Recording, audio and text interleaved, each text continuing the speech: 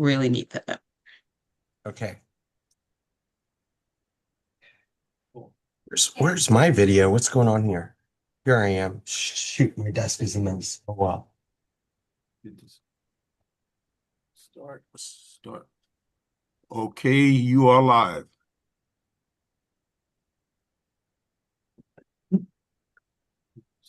Hello. Hi, Hello, everybody. everyone. Welcome.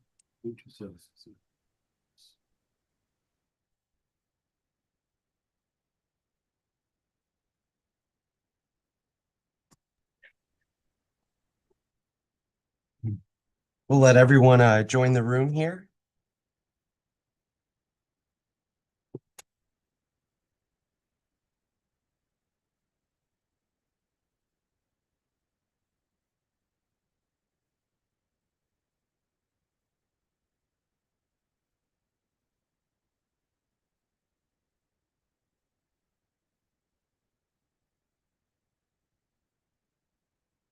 Okay, looks like we have about 34, 35. We'll count to 60. See if more people join, and then we'll start the show.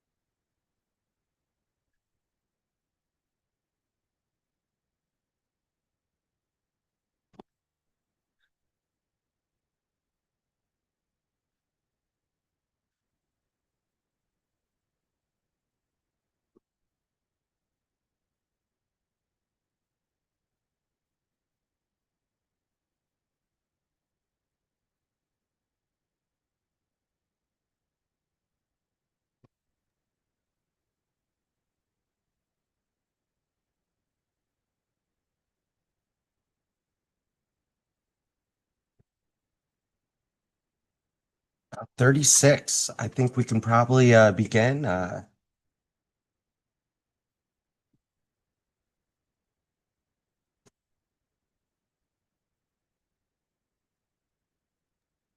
should I kick us off? Please. Okay, good morning, everybody. Welcome to our CDBG virtual capacity building training for our fiscal year 26 cycle for the Community Development Block Grant, our HUD-funded entitlement program. Today, we're going to go through some best practices. We're going to talk about some financial management, some common mistakes that happen during the RFP process, and just answer any questions that you may have. As we are in the cycle, this is the opportunity to ask questions. Otherwise, we are not able to do so until after after it's all over. So feel free to submit your questions in writing and let's just jump into it. Are we able to share screen?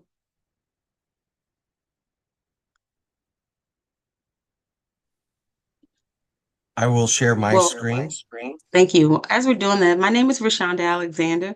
I serve as the Director of Compliance for the Community Development Administration for CDA. CDA serves as the clearinghouse of federal funds for the city of St. Louis. Primarily, we administer HUD funds, but as you all very well know, because of the pandemic, we received additional funds from Treasury that we administered through state and local fiscal recovery funds. We also administer EPA brownfield funds and lead program EPA funded through our home repair operation. I'm not able to see the slides just yet, Okay, here they come. but Okay. we've done our intro. How about we introduce the members of our team who will also be presenting today? Tom, you want to start? And then we can go to the next slide. Great. Hi, everyone. I'm Tom Nagel. I'm the Public Information Officer here for CDA. So thank you for joining us, and for everyone that learned about this through our e-newsletter, thank you for subscribing. And just remember, you can always go to CDA's homepage, city's website.gov/CDA, and go ahead and copy and paste your coworkers and friends' emails and plug them into the form right there on CDA's homepage and subscribe them to our e-newsletter. That's how you get all the updates about funding opportunities from CDA and stories about our CDA partners. Thanks for joining. I am going to just allow that floor when the presenter presents, and we can just move forward from this slide onto the next. Okay. So our agenda today, we've welcomed you. We're going to do a quick overview of the cycle. We're going to talk about the 26 RFP at a glance, some CDBG best practices, general requirements and organizational capacity, financial management, and then wrap up with some questions. And so at each of these stages, we will have different presenters on our team that are phenomenal to kind of shepherd you through this process. Next slide. The most important date here is the date of submission. That's September the 5th. This timeline is published on CDA's website. And as you see highlighted today, we are at our virtual capacity building training. Next slide, please. Your ideal funding cycle timeline starts January 1 through December 31st of any given year. And I really want to point out that the first quarter is where your technical assistance visits from your programmatic monitor start. And we are here to help you all the way along the journey. And then our contracts conclude in 2026. I also wanted to share that this is being recorded. So, as it will be a long presentation and workshop, feel free to jump in and out depending on what you need. Like, for example, financial management is going to be the last point that we talk about today. And that will probably happen around 12:30 or so. We're going to be here for a while together, but you can catch the recording later and share with your friends. Next slide.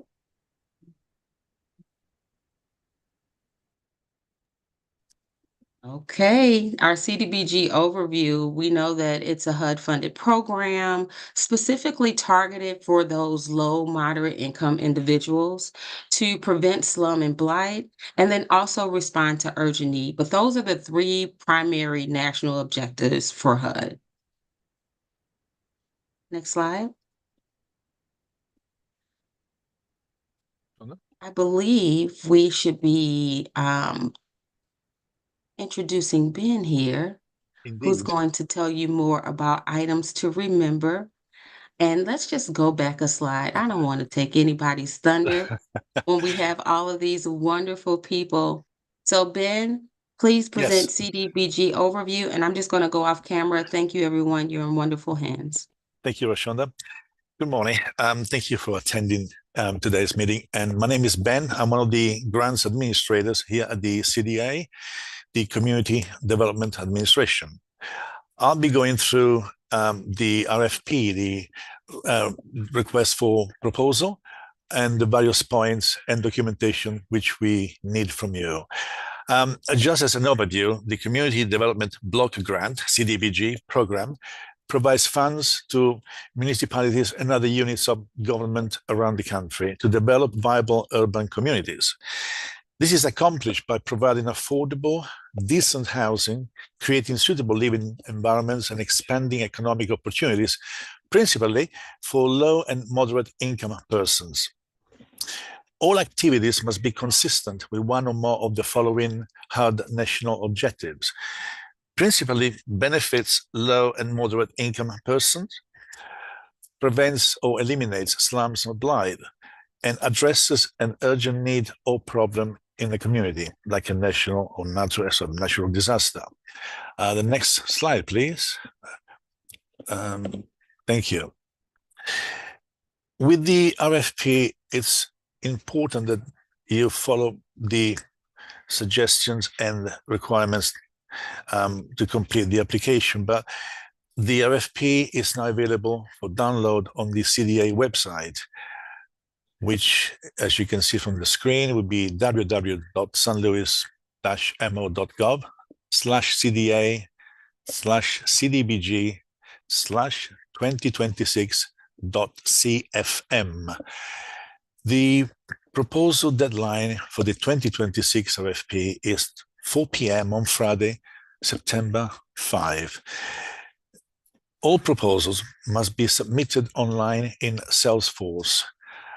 Just as a reminder, would be at the online in Salesforce would be at CDA grants, no space, .sanluis-mo.gov. No late applications will be accepted. So make sure you have plenty of time to prepare your answers and put the application in plenty of time before the deadline on the September 5 at 4 p.m. This RFP is for non-profits or municipal entities proposing to conduct non-housing activities. Geographic target areas are designated neighborhood revitalization strategy areas, otherwise known as NRSAS. And there is a map available on the website if you need to consult it. Next slide, please. Again, carrying on with the items to remember, all questions related to the proposal forms, supporting documentation and funding process must be submitted no later than 4 p.m. on August 22nd, 2025, via email at cdbg@sanluis-mo.gov. We're very particular with these dates because there are deadlines to observe from all different sources. So it's the 4 p.m. on August 22nd, 2025. CDA will provide answers in writing and post frequently asked questions and answers on the CDA website. Questions pertaining to Salesforce only may be submitted up to 12 noon on September 1, 2025. Salesforce questions must be submitted via email to CDA grants, no space, @sanluis-mo.gov. No questions will be taken or answered by telephone or by a direct contact with the CDA staff person. Next slide, please. With the RFP, you will be asked to provide a number of documents to verify who you are and if you have licenses and if you basically exactly who you are. And one of these documents is a sam.gov and e-verify. But going back to the requirements, the general requirements are for non-profit capacity, registrations and clearances. We use the EIN, UEI, sam.gov, e-verify, and CBI. That's tax verification and license verification with the City of St. Louis. We also require insurance and bonding. There's a particular coverage and limits, and it has to be valid for the period of the contract that you are applying for. Review of key policies and procedures.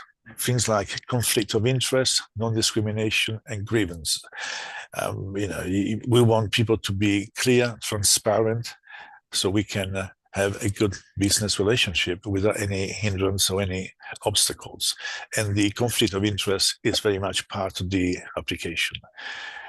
The construction requirements, public improvements or facility activities, site control, project schedule, construction budget, photographs, construction resume.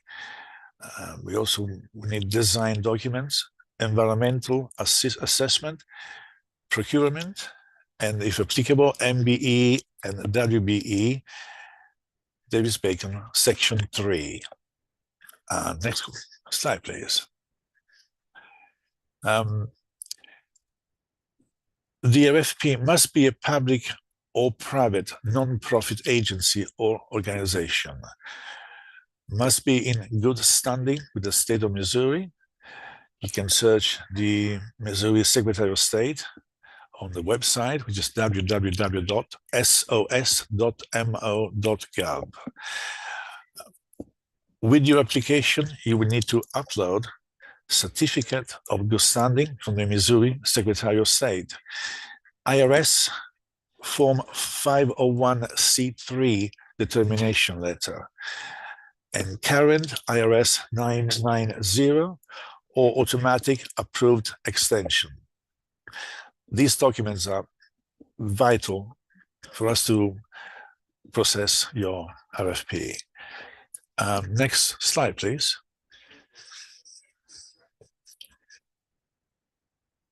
Now, if you are funded, there will be additional documents that you need to provide before you can enter into a contract with the CDA. There will be a state tax exempt letter, a state sealed certificate of incorporation, along with a copy of the articles of incorporation, copy of the board of directors bylaws, and a completed CDA board list with current board of directors, job titles, employers, mailing addresses, business owned, and race ethnicity information. These are requirements that we have to pass on to any agencies applying for grants with the CDA. Next slide, please. Also, organizations must have the capacity to undertake the proposed activities. Bylaws must authorize the type of activities proposed in your application. Must demonstrate that the board, staff, and/or partner agencies have the capacity to show how this will get done. If funded, additional documents will be needed before you can enter into a contract.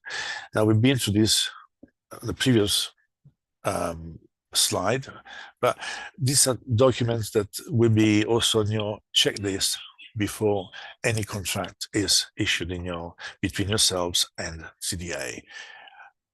Next slide, please.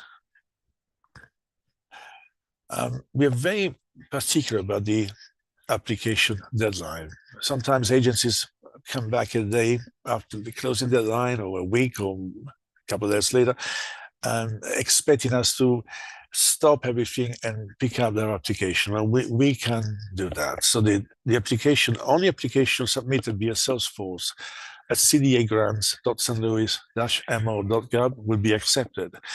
And all proposals submitted after the closing date and time of 4 p.m. Central Standard Time on Friday, September 5, 2025, will not be reviewed, and there will be no exceptions will be granted. City of St. Louis is very particular, and this is a very strict requirement, and we are not going to accept anything after that time on that date. The next slide, please, if there's one for me. No. Best practices. Maybe I can just get you into this, if I may. This is today the 15th. The next slide, please. So Ben, I think this is going over to my section now. I was enjoying it so much, actually. I know, you just wanted to keep going really, forever. But thank you so much, and we'll be taking questions after the seminar. Thanks again. Thanks, Ben. Hello, everyone. Again, welcome. My name is Colleen Pollock. I am a grants manager here at CDA, and I'm going to go over with you just some of the sections of the RFP that are included in the RFP and the application that has been released, and just highlight some common areas where agencies have maybe run up against some challenges in the past, because we want to make sure that you are able to fully and completely submit an application so you can be reviewed. So just to start out with, some common RFP mistakes that we do see are listed on here. You'd be surprised how many people and agencies don't fully follow instructions. We get a lot of applications, and the applications we receive need to be fully and completely answered. All of the documents that need to be uploaded, all of the questions fully answered. Otherwise, we will not be able to necessarily consider the application for funding. So it's very important that you follow the instructions. And that's also why it's so important that you start working on your application early and often, so that if you have any questions, you can get them to us before the question deadline of August 22nd. After that question deadline that was previously shared of August 22nd, as was shared, we won't be able to further answer any questions about the application. If there are challenges in Salesforce, you can ask those questions until September 1st, but specifically questions about how do I answer this need to come by that deadline. Can I have the next slide, please? And so when we're talking about the different sections that are in the RFP, the first thing you really want to think about is whether or not you even qualify for this grant or qualify for funding through this funding opportunity. So make sure that you closely read carefully that section in the RFP that talks about the national objectives and what CDA's priorities are for this funding cycle. Because if the activity you propose, it might be a great program, but if it does not meet one of our national objectives, it cannot be funded. So it is very important that you closely review the RFP to make sure that your activity fits within a national objective and that it also meets an eligible activity. And those are listed and discussed in the RFP as well. From those eligible activities, as you see, the city of St. Louis, as we identified in the RFP, we also do have certain priorities that we have identified as being very important for the St. Louis community at this time based on needs assessments that we have conducted. So make sure you're very closely review those sections. And then in your application, you reference how what your activity does, your program does, meets those priorities that we have. Included in the RFP is an instruction sheet checklist. So we recommend that once you complete your application, you use that checklist to make sure that you have fully answered and completed the application before you hit submit. Once you hit submit, that's it. So make sure you fully and review before you hit submit. Because as we've said, it's very important because if some things are not met, that could disqualify you from being considered for funding. And again, if you have any questions, send those to cdbg@stlouis-mo.gov. Next link, thank you. Also included in the RFP is an acknowledgement and certification document. So it's very important that you read this carefully because it tells you some of very important things that you are agreeing to do if you're funded by CDA and that you are attesting to by submitting your application. So make sure that is fully reviewed and it must be signed by an authorized signer for your organization, which usually includes the executive director or the board president or some other person who has been formally designated by your organization to be an authorized signatory on documents. One of the common mistakes that we see that I want to highlight here from the RFP section that talks about your organization profile is not having sam.gov issues resolved prior to your proposal submission. Since this is federal funding, all organizations or entities that receive this funding must be in good standing with sam.gov. So if you don't know if you are or not, you can just go to sam.gov, create an account, and you can search for your organization. If you are not set up with sam.gov, you can complete an application to get set up. It is free, so it's not anything that costs you anything, but it can take time for that information to be reviewed. So make sure that you confirm that early, that you have sam.gov issues resolved. Next slide, please. This is an example of what the sam.gov website looks like. So you can see you just go to literally sam.gov. And here you can see where you can check, you can search for a different entity, and you can even start to register your own entity to get that unique identification number that we will need in order to process your application. Next slide, please. Kind of on the next sections for the RFP talks about getting into the narratives and your background. So this is where you can really start telling us about why your organization is unique, why your activities are so important, and the capacity that you have to execute the program. The responses in these sections can significantly affect your overall ratings. And so make sure that you spend time being clear, inclusive, but also succinct. Instead, we have many applications that we need to that we will review. And so we want you to be clear and inclusive, but also make sure you're succinct so that we can get all the most important pieces. And also in this section, this is where some of those licenses that may be required are able to be uploaded. So one of the examples, if you are a daycare, we know you need to be licensed by the state of Missouri as a daycare in order to operate. So make sure this would be where you could provide a license like that. As I said, this is your opportunity to be persuasive and convince us, when we're doing the reviewing and the rating, be persuasive about why this funding applies to your activities. And also make sure that when you are doing your application for an activity, that the activity you're proposing matches the purpose and is reasonably related to the services that you provide. We don't want you creating a program that doesn't make sense with your organization just to apply for this funding.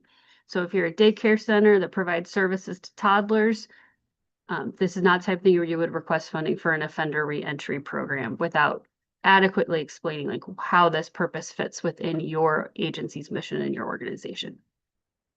Next section, please. Or next slide. On the next section, they'll be asking you about is the grant administration history. So this is for you to tell us how you have the capacity to administer federal funding. Federal funding has some very specific requirements and very, very detailed reporting that is required. And so we want to make sure you have the capacity to do that. Those organizations that are already funded by CDA, you know what it looks like and you have that experience, you can talk about that. But for organizations that have not been previously funded by CDA, we do require a letter of recommendation from another funder. It doesn't have to necessarily be a federal funder, but just another funder that has funded your organization, and you'll need to get a letter of recommendation from them and upload that to your application. For the next section is on these personnel descriptions and resumes. It's really important that you remember we need both your job descriptions and the resumes of people who are on staff who are filling those job descriptions. Sometimes we get the uploads and it only includes the job descriptions, and that is not enough for what we need. So we need both resumes and job descriptions. Now, if in your proposal you are proposing going to need to hire a person, but they're not on staff yet, that's fine.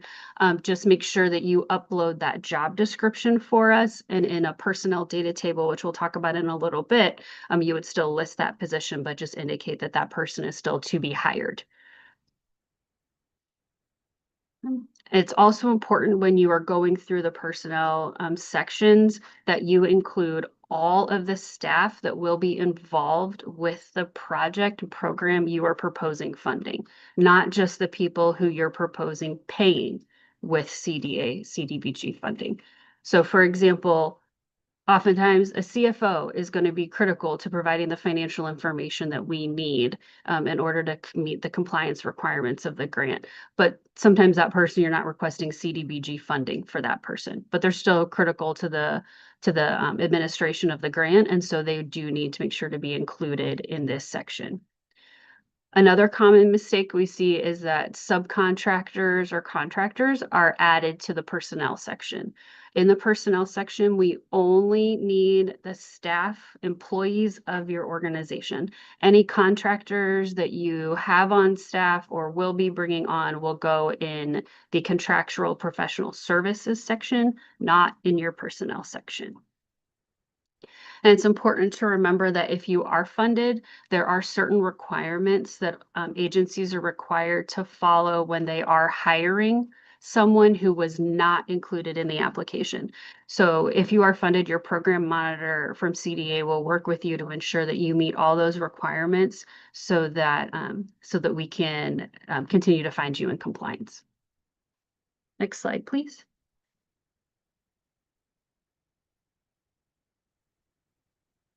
And as we said, some of the items that are included in this section do waterfall over into our personnel schedule, which is later in the application. And we're going to show examples of that in future slides. Next slide, please. All right, so now we're moving on to the financial management section of the RFP and in your application. As Ben shared earlier, you are required to submit your most recent 990. If you did get an extension, make sure that you share that extension letter with us so we know that you are in compliance with your federal tax requirements. Common mistakes, again, not attaching that extension, and not entering the financial staff who is going to be part of administering the grant into the personnel description and providing the resume and job descriptions. So make sure that the financial management piece is just as clear and succinct as you are when you're talking about the project activities in your program. Next slide, please. What we're looking for in this section is to make sure that you can demonstrate that you have systems and controls in place that will allow you to administer federal funding. As we said before, federal funding has some very specific, detailed requirements for reporting, both financial and programmatic. And so we want to make sure that you have the capacity and the qualifications to be able to rise to that and meet those needs. So make sure you provide sufficient detail about how you segregate those major accounting functions within your organization. If you use an outside accounting firm, if you use an external auditor, what does your board of directors oversight look like of your organization? Make sure to include all of that information in your financial management narrative sections. Next slide, please. Okay. There also are specific audit requirements that go along with agencies that receive federal funding. So any agency or organization that receives $1 million or more in federal funding in a year is required to complete a single federal audit.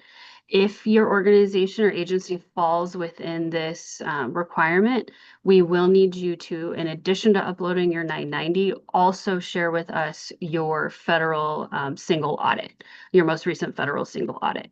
And the section of the federal law with the audit requirements is listed there if you want to take a look at that.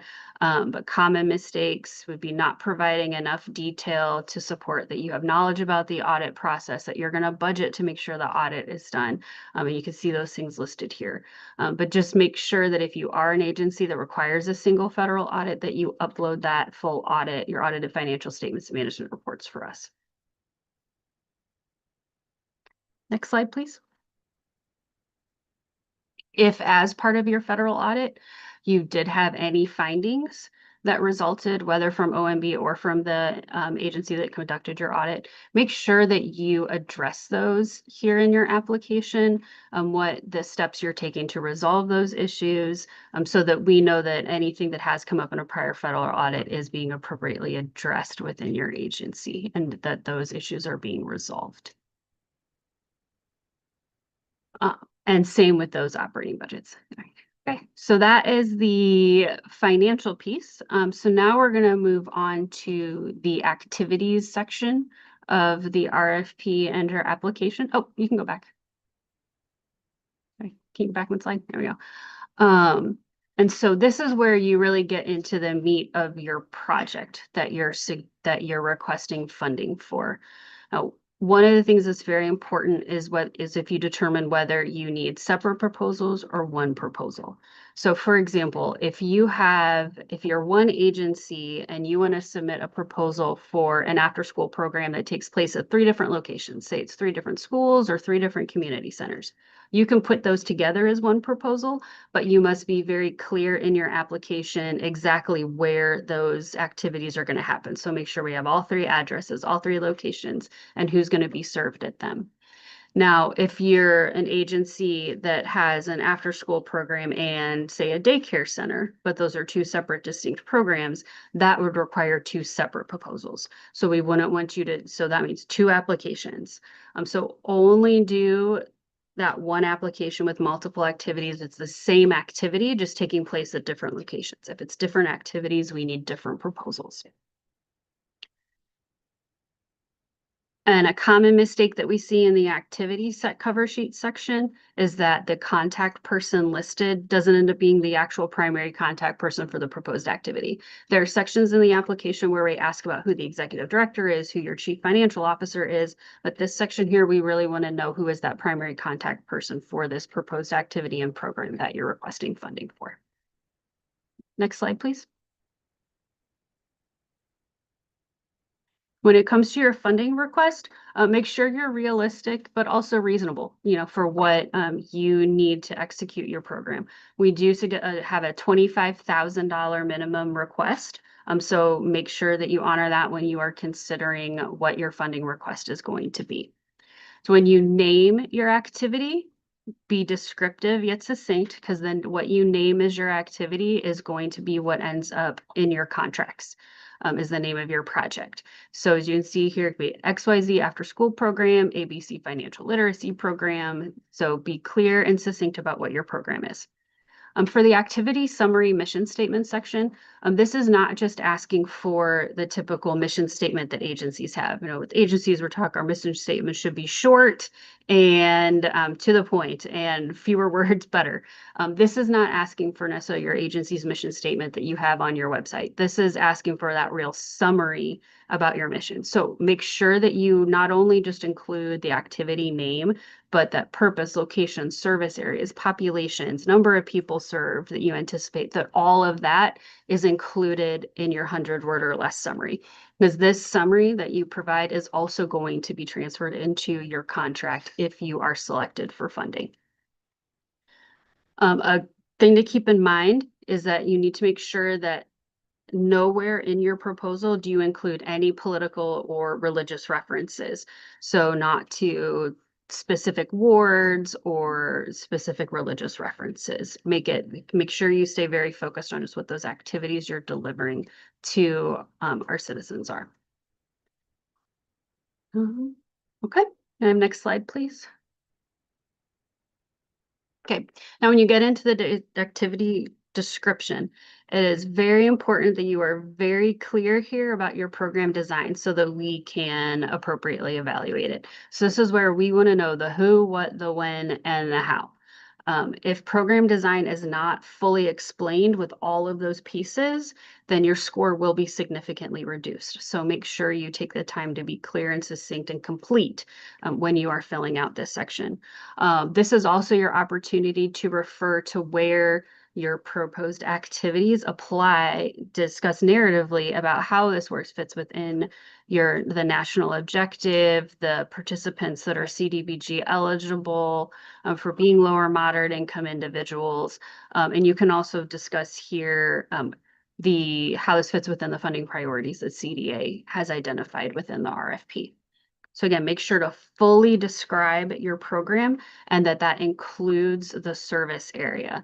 So if you have census tracts, neighborhoods, zip codes, the more detailed you can get for us, the better. Next slide, please.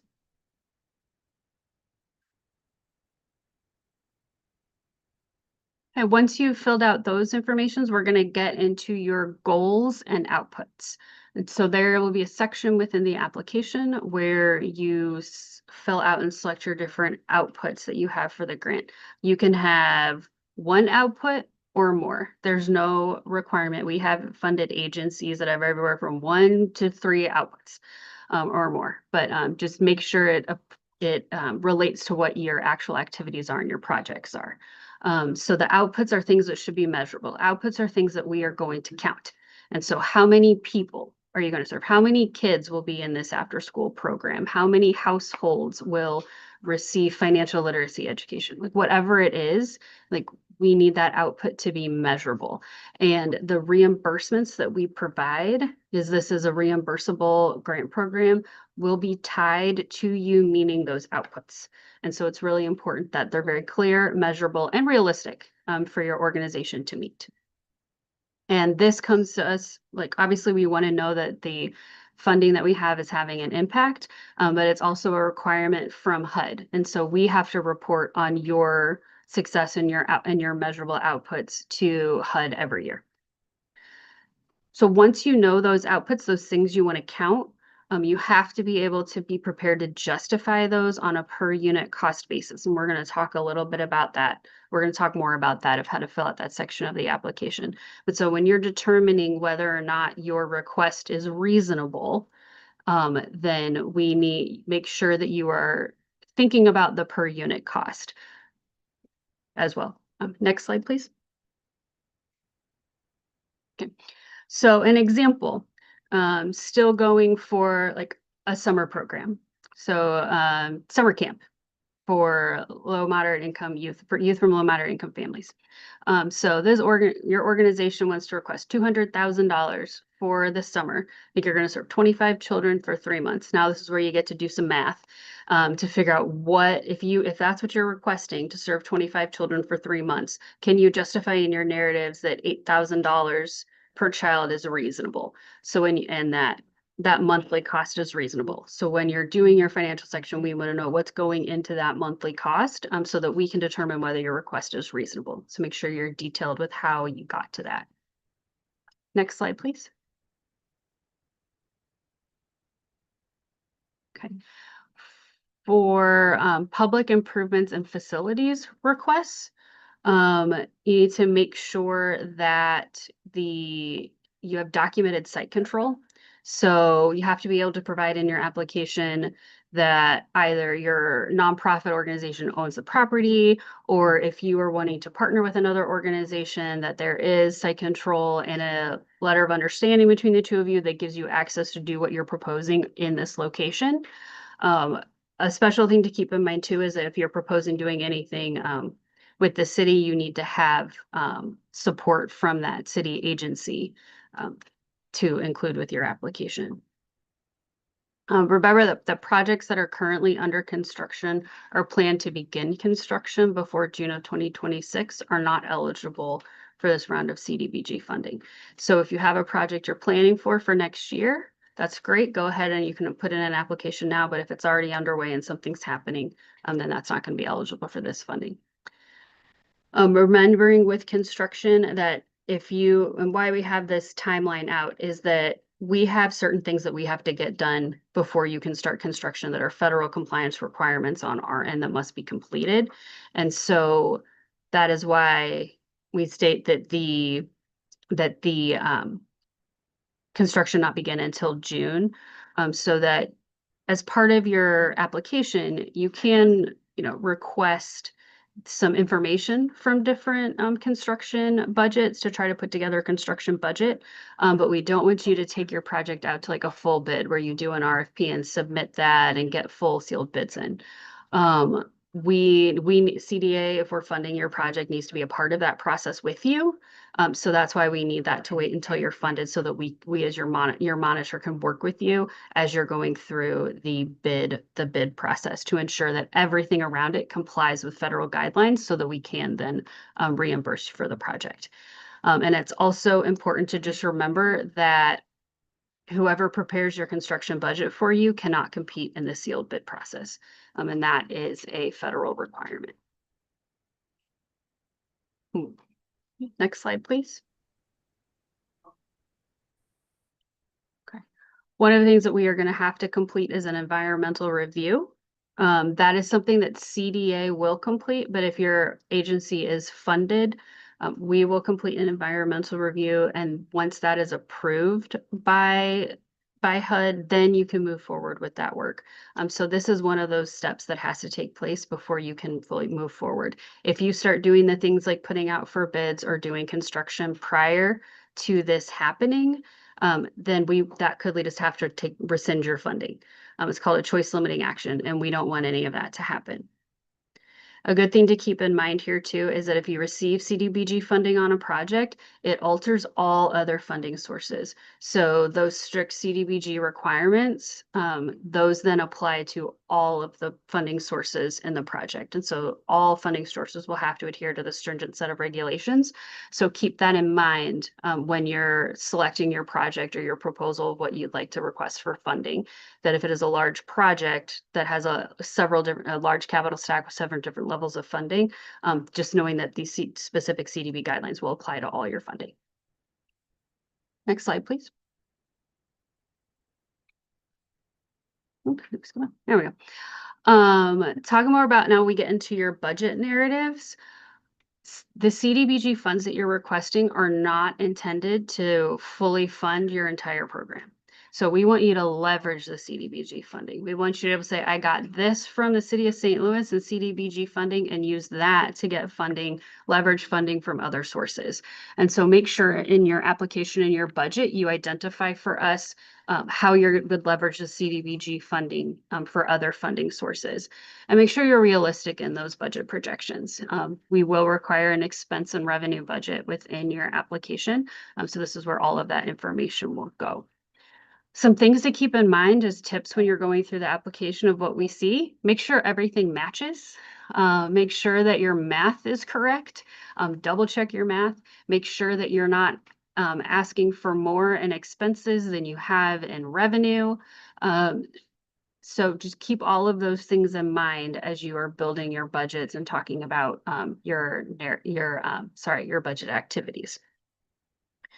Also to keep in mind is that any contracts for professional services, supplies, equipment, even printing, if you're doing a bunch of large signs, if that is over $10,000, there is, I'm sorry, 10,000 or more, there is a there is a specific procurement process that you must go through in order for that activity to end up being funded by CDA and reimbursable by CDA. So just make sure that you keep that in mind, that anytime you plan on spending $10,000 or more on professional services, supplies, equipment, that there will be another added process that you will have to go through with CDA. And when it comes to personnel, as we talked about, there being very specific and tight reporting requirements for everyone that touches the program. We could potentially need timesheets. Everyone will need a conflict of interest form. Everyone will need secondary employment forms. There's a process you have to go through before you can hire someone new. So keep all that in mind as you're building the budget of what you want to request from CDA and from CDBG funds to go towards your program. Next slide, please. Okay. Here's just some of those common mistakes that we see. Again, be descriptive, share your leverage funds, and again, don't include contractors under your personnel costs. That goes under professional services and contracts. Next slide, please. Personnel schedule, this is a section of the application where you will be able to tell us about the people and or positions who will be working on the project. So it is a table that you will be able to fill out, and we're going to look at an example of the table here in a second. Know that several of the pieces will auto-populate and should add up for you. So just make sure that you double check those and that everything is accurate in the complete table. Especially when it comes to the percent of eligible benefits. So if you do have personnel and you would like to request fringe for them, that can be added here, but just make sure you check that and that the amounts that are being requested on those fringe benefits do not exceed the amount that's being requested for salaries. Or the percent for salaries, I'm sorry. And just to keep in mind, make sure your numbers are very accurate, that the actual salary you report is the actual salary for the pay period, that you tell us the pay periods correctly, and that the percent inserted from the organization narratives is correct. Next slide, please. This is an example of what the personnel schedule will look like as you're filling it out. So you can see that under the actual salary section, we need the actual salary, not what is going to CDBG, but what is that person actually paid within the pay period. Then you can tell us how much of that, from 0 to 100%, you are requesting go towards the CDBG award. And then the pay periods in a year, and then the form will automatically calculate for you the amount of that person's salary that you're suggesting that you are requesting to be funded by CDBG. So it's important that you start out correctly at the beginning with that actual salary per pay period and get your percents and pay period numbers correctly. Okay. Next slide, please.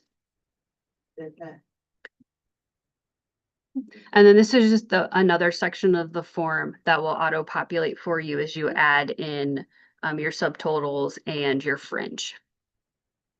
So again, with this, just make sure that the benefit rate, so that percent that goes into your fringe, is equal to or less than the salary rate. Next slide, please. If you have hourly people who are going to be working on the program, that are part-time, this is where you can enter them. So for here, again, you're going to be doing in section C their hourly rate.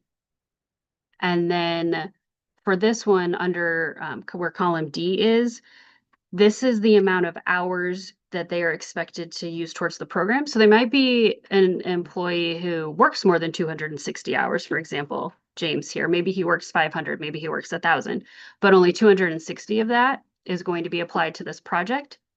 And then you tell us how, and then that will auto calculate based on the rate and the hours. And then you tell us how much of that you want to put towards your CDBG funding. Even if the person's spending 260 hours on the project, you may not necessarily be requesting CDBG funding to pay that person. So it can be, again, anywhere from 0 to 100%. It's important to remember on these schedules, again, you include everyone who works on the project, not just people you're requesting funding for. So if Mr. Liu here, the accountant, was working the 260 hours, but your percent of time charged to CDBG was 0, you would still put him on here because he's working on the project. So make sure you include everyone who's working on the project. Next slide, please.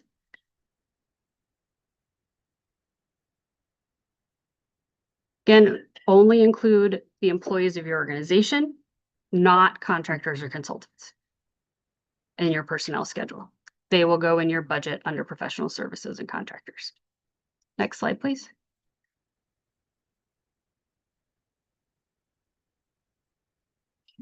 The final section I'm going to talk about is the reimbursement analysis. So this is where we get back to those per unit costs that we talked about earlier.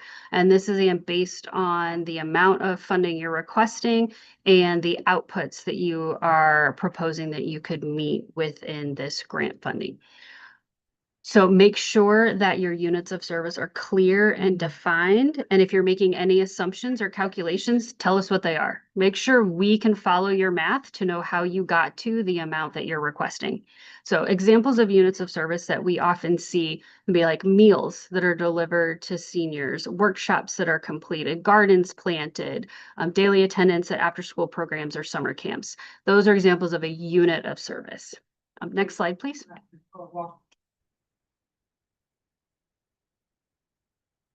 And these are just some of the factors that you can consider when you're determining your per unit cost, excuse me. And just keep in mind that your units of service must be related to the outputs, but they don't have to be the same. So for example, when we talked about an after-school program before, you might say that you're gonna have 25, your goal is to serve 25 children, but those children are gonna attend Monday through Friday for 3 months. So the number, your output might be those 25 children, but your units of service is going to be based on their attendance. So if you can go to the next slide, please.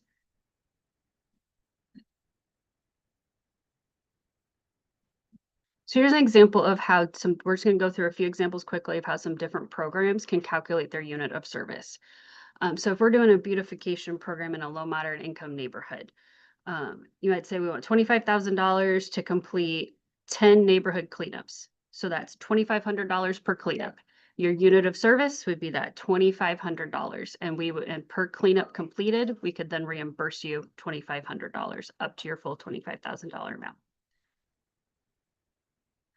Next slide, please. For the meals example, this one, it's not going to be by, obviously, like the cleanup projects that were done last one, this would be by meals served.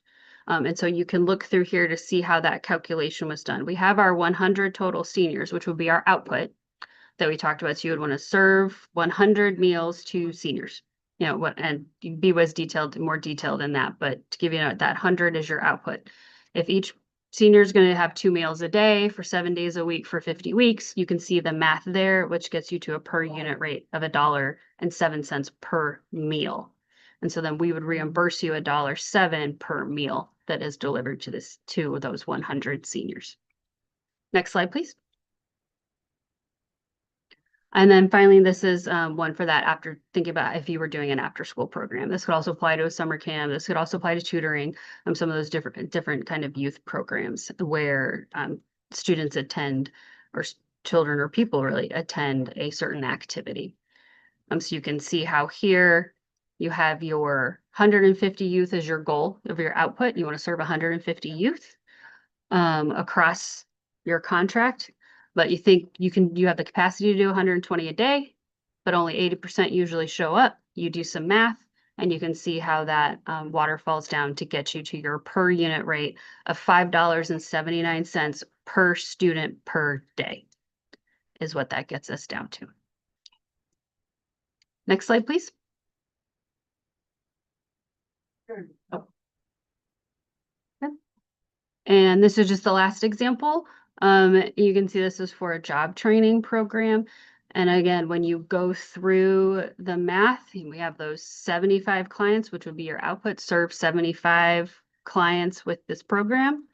60, and then there's phases of the program. So you have clients who are projected to complete at different phases. So here you would potentially have 2 per unit reimbursement costs, because phase 1 includes maybe phase 1 is some kind of intake or assessment, and then phase 2 is the completion of a training. Those are two separate parts of the program, and that walk from one to the other, and so they would have different per unit costs. And so you can see here how you can split that out to get down to the per unit rate per individual for completing each phase. Almost. Next slide, please.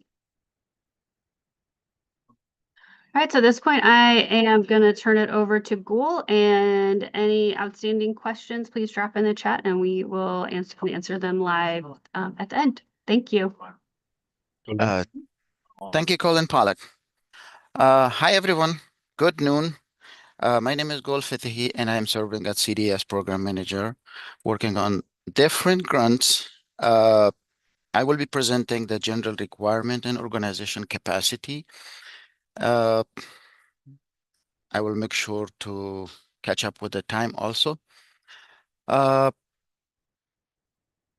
gonna start with the application. Well, actually, Ben and colleague already talked about the application, so I will just quick review here. Also, again, when you submit your application, we really need the resume, job description of the stuff involved, and in any capacity to manage the grants that you're gonna be awarded. That could be an administration, operation, management, and proposed program. We need the organization chart of your organization to show the clear hierarchy of your organization, the positions, and also those positions there to be hired under this grant. And letter of the recommendation from your previous funder or otherwise funded by CDA. So if you are a new agency and we're applying for the grant through CDA, you have to provide the letter of recommendation from your previous funder. Next slide, please.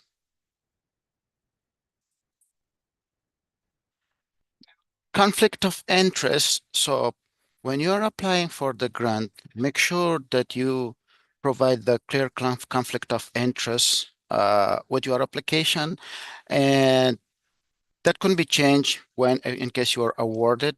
We will have more or less, but whoever in any capacity will be involved in this managing the grant or working on this program, they need to sign the clear certificate of the conflict of interest. We will talk about the conflict of interest later in the presentation. And also, one thing that the HUD does not allow the fund to be used on religious activities, lobbying, or any political activities. It's clear that's a violation, so you can lose the fund and also other penalty. Next slide, please.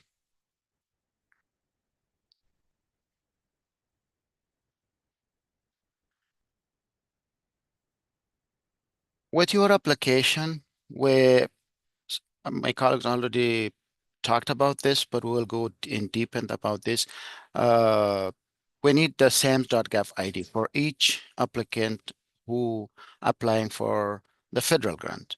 The first one is the federal tax ID, which you can get that from the SAMS.gov. If your organization doesn't have, you can apply for that for free. And in case when you're filling out the application and you didn't receive the approved one, you can just send us the request that you submitted to the SAMS.gov, and they will provide you a receipt of that. So you can send that also. That will also substitute for the SAMS.gov until you get the whole ID approved by the federal government. We also need the EIN, which is the free, the same, and also the tax exempt for your organization. You can get that from the IRS. Any organization applying for the funding must have the unique entity identifier. That replaced by DUNS, which is the Data Universal Numbering System, which was previously used by the federal government. Now that replaced with the UEI. It's free to all the businesses. They require to register with the US federal government for contract or any grant they want to apply. Next slide, please. So when you apply for this, they will determine that you're not debarred from the working with the federal government. So you include your delinquent federal tax to be clear that in your application, and CDA strongly encourage you to register as early as possible. So that's one of the easy way. So you can start now and have the SAM.gov ID. Next slide, please. E-Verify for each applicant that want to apply and get funded by the federal grant through CDA, we need the E-Verify registration. That's clear. You have to provide this through your application, and when you award it, we will also need this for as a part of the contract attachment with your agreement. So you can register with the website. It's listed here on the screen. You can see, and if you have any question with that, you can drop your question in Q and answer, and our team will answer that. Next slide, please. CBIs, that's the central business index with the city of St. Louis, which you can call the number listed here to get that clearance before you apply with the that should be attached with the CBI clearance should be attached with your application, and that work only for 1 month. When we receive that will be already expired. That's okay. But when you got awarded, we will again run that CBI with City of St. Louis to be clear what your taxes and what your organization licenses. So if you have any question regarding that, you can reach out. Is the number listed here, or you can reach out to CDA team members and also put the question in the Q and answer box for that. Next slide, please.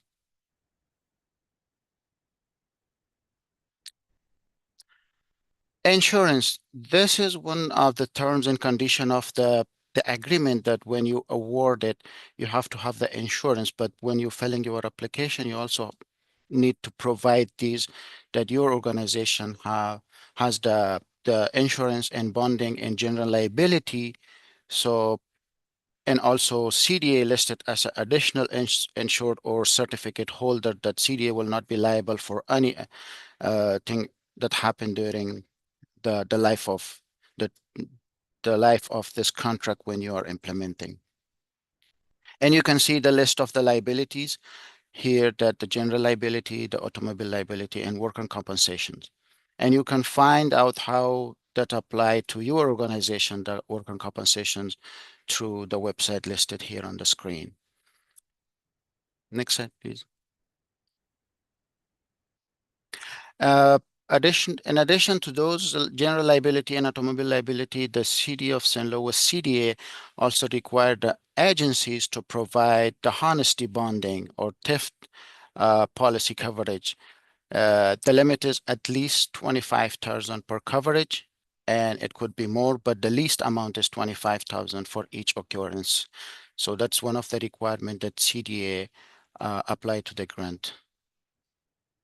Next slide, please. So this section is the required CDBG policies and procedure. We require every agency and organization that working with the CDA to have all the policies, procedures that make them complies with the HUD and state and local requirement when they get funded. Next slide, please. So the policies listed here are the grievance policy, conflict of interest policy, non-discrimination policies, and all these policies should be in clear, written, and submitted through the application, and also when they apply, when they award it. So all these policies should be received by CDA prior to starting the contract. Next slide, please. The grievance policy that must have the written, every organization or every agency that working with CDA should have the written grievance policy pertaining their employee. So they should include specifying the response procedure, time frame, and staff person responsible for handling the grievance. Should address complaints of the discrimination and complaints when they feel deprived of the benefit offered under the CDBG program, and must incorporate specific item and deadline, which we can talk in next slide.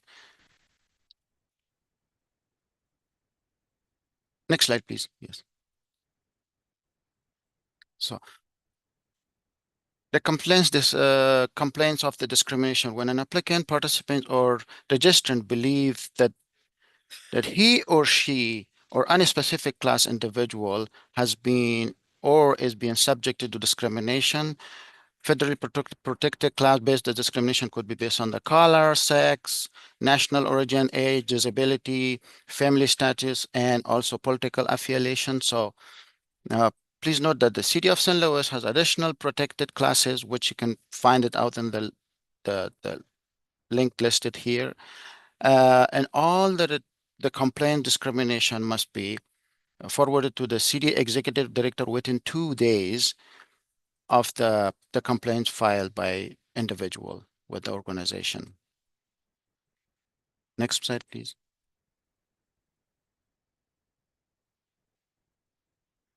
So here it shows when the agency should make every reasonable effort to resolve the issue within 15 working business days. In case the agency was not able to resolve that, they should report that to the CDA, or in any how they should report that to the city executive director within 2 working days of the exhaustion of the deadline, the 15 working days. And then CDA will be involved in resolving and addressing that issues. Next slide, please. Conflict of interest. Any agency awarded under the CDA or the CDBG funding, they should provide the conflict of interest.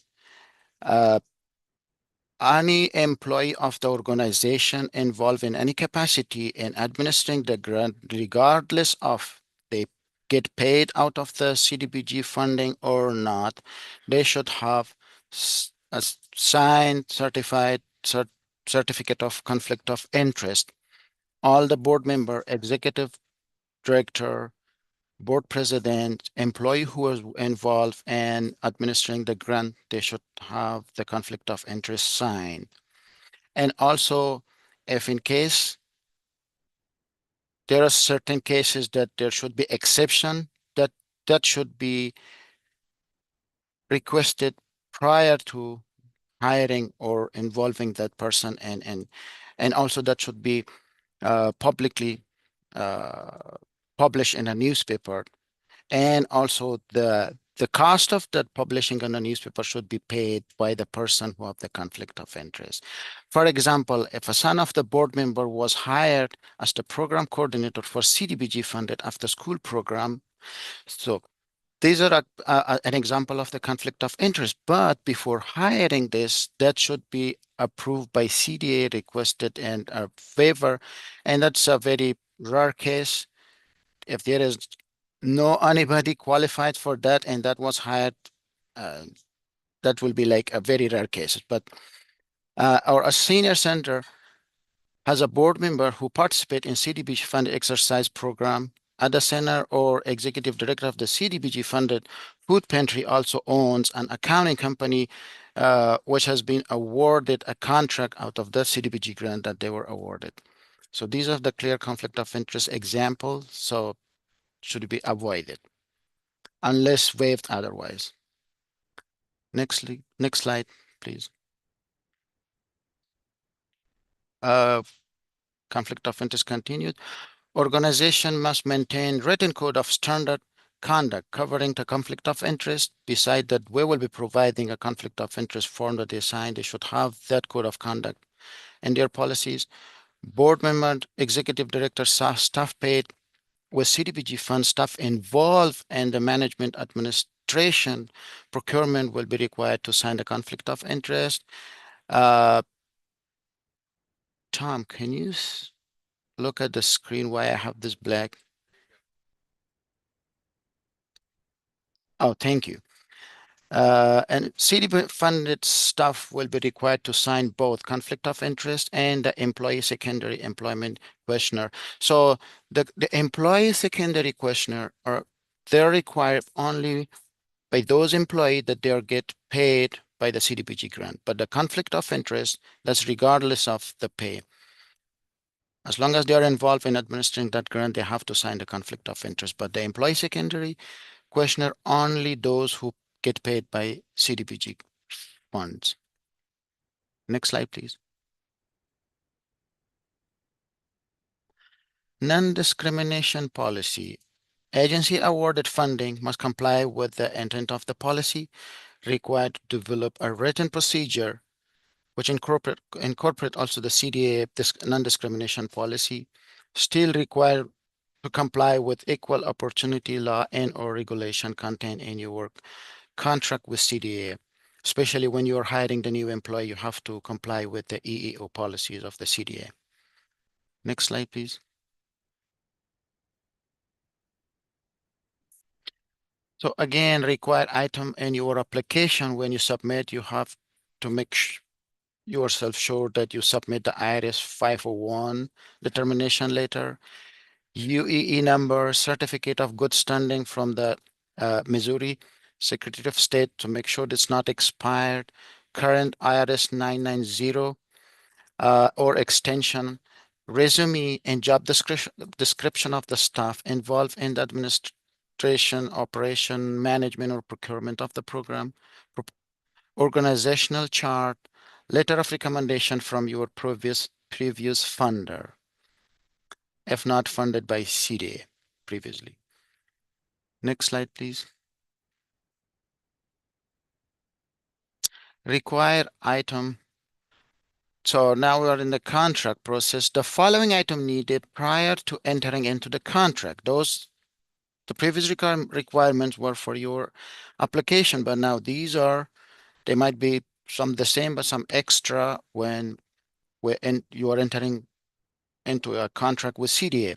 State tax exempt letter if you are a nonprofit, state sealed certificate of incorporation along with a copy of article of the incorporation, bylaws, completed CDA board list, signed conflict of interest form with all board member or who involved in the administration of the CDBG fund, and also secondary employment form signed by all CDBG funded personnel, E-Verify registration, CBI clearance, SAMS.gov. Next slide, please.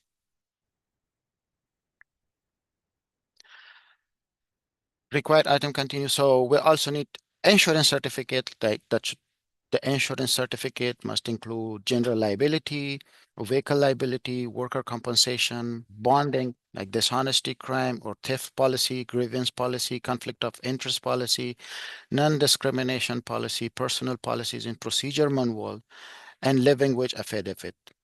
And next slide, please. So now we're in the construction part of our presentation. Those who already work or want to work or want to apply for any public improvement or construction, these are some tips that need to be considered.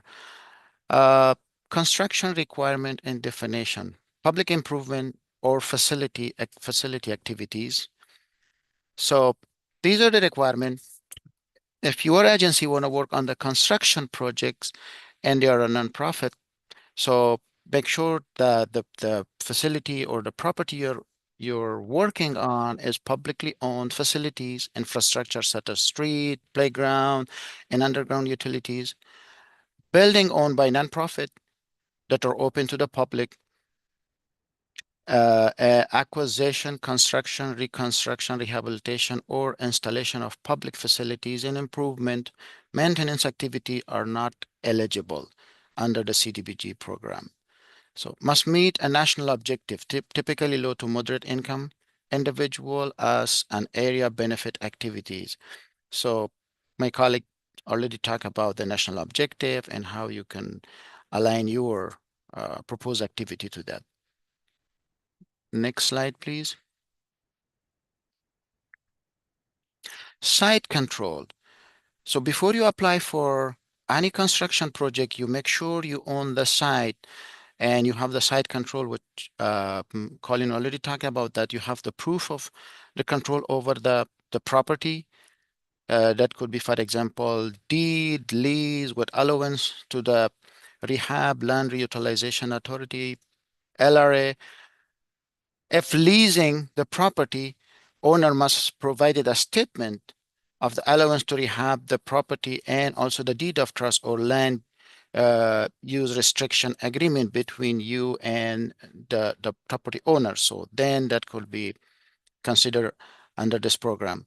And clear title upon the construction, the title should be clear. If site is city owned, description of the interaction applicant has had with the LRA, Board of the Public Service, Department of Parks or Recreation, or any other city agency that you work with that on that site, and must be in the name of the applicant.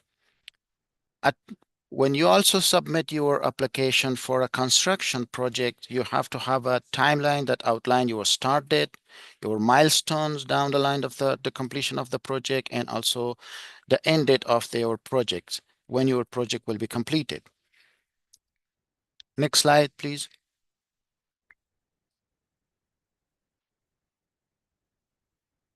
Tom, next slide, please. Okay, no problem. Oh, okay, so in this section, the construction requirement, design documents, photographs, construction budget, and resume. Required at the time of application. Design drawing indicating the proposed scope of the work. You make sure you have the complete drawing of your proposed activity that show the scope of work, the timeline, and everything that you want to complete under the CDBG grant program. And if you are in a section 106 of Historic Preservation Act, applicate, even if not at the historic building or in a designated city, National Historic District administered by the cultural resource, you put off the existing building. These are very important, that when you should have the before current condition of the property that you want to work on it. That's important for our environmental review, and also will be required for the section 106 and also the environmental review. Use a picture taking diagram. It's on the CDA website. You will get a free tip that how to take the proper pictures that we can use at CDA when we review your application. Pro, pro, pro, professionally professionally prepared construction budget. It's not a bid document. You have to provide us a complete development cost of your project and the construction cost of the projects, the resources. For that, we will provide a pro forma workbook, so that will be easy for the agency to fill out that and be in compliance with the CDA requirement. And also construction resume, that's also part of the pro forma that will be, you can fill it out that beside you provide the resume of your construction work, you fill out those fields also that include like your experience, the agency's experience, key project that you completed, the project's name, scope of the project, date, address, architecture, general contractor, construction cost, square footage of the property that you worked before, uh, for us to determine that you are eligible for completing this work or not. Next slide, please. Procurement in the construction project. You must obtain a prior approval from CDA when you release any RFP for example, if you want to hire a JC, general contractor, or any other third party to carry out any of your proposed activity, you should share the RFP when you draft it with CDA to get the approval prior to release of that. And also that RFP should include, if applicable, the Section 3, Davis-Bacon, BABA, which is Build Buy America and Build America, seal it, advertisement, and also bid. You want to advertise and also 30-day period that they are published for public, and must be posted in a general circulation paper, minority paper, and with crossroads plan room. Must select the lowest response bidder. When you receive your responses for your RFP, you make sure that you select the lowest price, unless there is a rare case and you provide the clear justification why the lowest price bid were not selected. And that could be reviewed and approved by CDA. And then you can proceed with that one. Next slide, please. Construction requirement, Davis-Bacon, required of any public improvement or facility activity awarded 2,000 or more under the federal grant. Any agency that they awarded 2,000 or more in construction, they should comply with the Davis-Bacon Act. All construction worker must be paid a privilege wage documented by certified payrolls and also to be reviewed by CDA. And CDA will interview the worker to confirm the privilege wages they're receiving. If applicable, assign memorandum of agreement indicating who will monitor the Davis-Bacon requirement must be issued prior to the CDA preliminary approval of the RFP. A MO may also required under the following circumstances. Either federal funded are utilized and the proposed project receive more than one federal grant, and also cite as the city-owned or Board of Public Service. Davis-Bacon Monitor will discuss more in depth when required. Next slide, please. Section 3 overview under the construction requirement. List any project awarded 200 or 100,000 or above and CDBG funding, they're required to comply with the Section 3. 25% of the total number of the paid labor hours should be performed by Section 3 labor and Section 3 workers. 5% of the total number of the paid labor hours are to be performed by targeted Section 3 laborers, and Section 3 plan, Section 3 business certification, Section 3 worker certification, quarterly report, and annual report, final project report. All these are required to submit it to the CDA. Next slide, please. Again, Section 3 overview. Project awarded 200,000 or more and CDA funding for public service facility improvement or construction required to adhere to Section 3 policies. And Act requirements apply to entire Section 3 projects, regardless of whether the project is fully or partially funded by the CDA or under the CDBG program. CDA must issue approval to the Section 3 plan, so the applicant must submit their Section 3 plan for CDA approval and review. On-time quarterly report must be submitted to the CDA, and year-end summary report must be submitted to CDA. And CDA will provide all these forms to the agency after they've been awarded, so they can work on that. And CDA program monitor will work with the agency to make sure they find them in compliance with all these action policies. Next slide, please.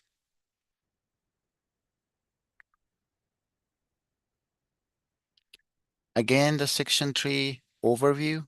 After funding award are announced, the CDA program monitor assigned to your project will issue notification to the CDA Section 3 coordinator at the CDA office, and they will reach out to you to work on that, to introduce themselves, and also introduce the requirement and also the form that I already talked about that last previous slide. Once the form are reviewed, the Section 3 coordinator will review and contact you with any necessary change, provision, revision, or any other question or missing the supporting document they require.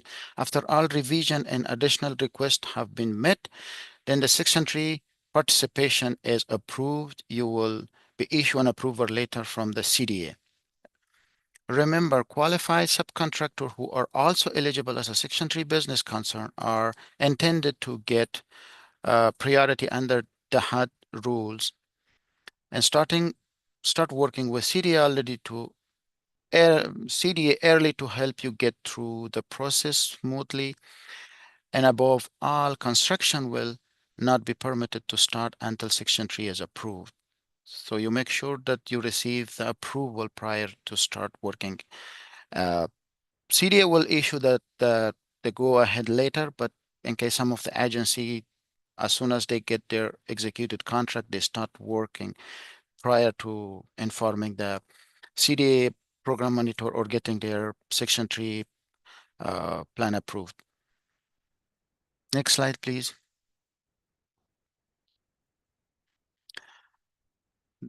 The other construction requirement, Build America, Buy America, BABA. So the total development cost of 250,000 and above, they have to comply with the BABA Act. Applies to CDBG funding, manufacturer certification, general waiver available for exigent circumstances, de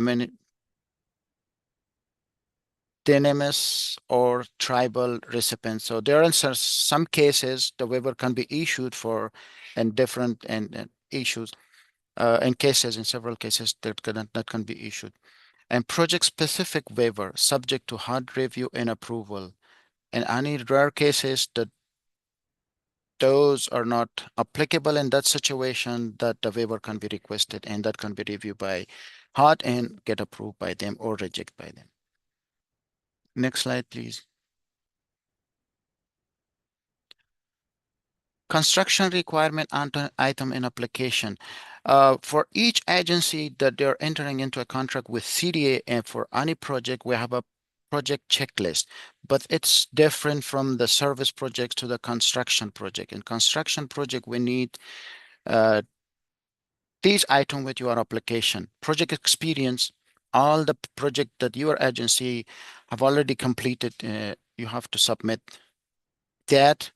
The project name, scope of work, date, address, architect, your GC, construction cost, and square footage, site control for the current property that you want to work, project schedule, clearly outline that the dates and milestones and end date of your project, professional construction budget, not a bid, that could be pro forma that we will be provided. You can get that from the CDA website, or design document, that photo using online diagram, interaction with the city holding entity if you get any property from the working on any property of the by city owned, experience with sealed bid, Section 3 and Davis Bacon if applicable, description of any Section 6 and or environmental assessment conducted if applicable and CDA pro forma. The following additional item needed also in construction project prior to entering into the contract. Solidified buy-in from the city holding entity, design documents, documents of any section 106 with environmental assessment, no construction or acquisition has taken place, and no procurement of general contractor has taken place unless the general contractor was requested in application when you submitted your application and that was approved by city. So these are the additional requirement. Next slide, please. Oh, thank you. This was the last slide and question and answer. Okay, so we've gone through a lot. Let's see here, stop share. And okay, we've made it through the first section. So we'll take a little break. I know that this has been a lot. This is very detailed. Are there any questions at this time? So you can use the Q&A or go ahead and just drop into the chat or raise your hand and we will bring you on and you can ask live. We still have one more section left to go on financial management. So if you have any questions about financial management of CDBG grants, maybe save those for the end. And it is 12:40, so something to consider, and I'll ask both the panelists and attendees for their opinion. Do we need to take a 5-minute break? Or do we want to keep going?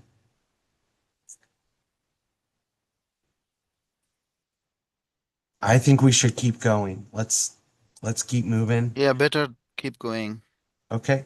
Raul, you have your hand raised. We're bringing you in. And if you can unmute, you can ask a question live.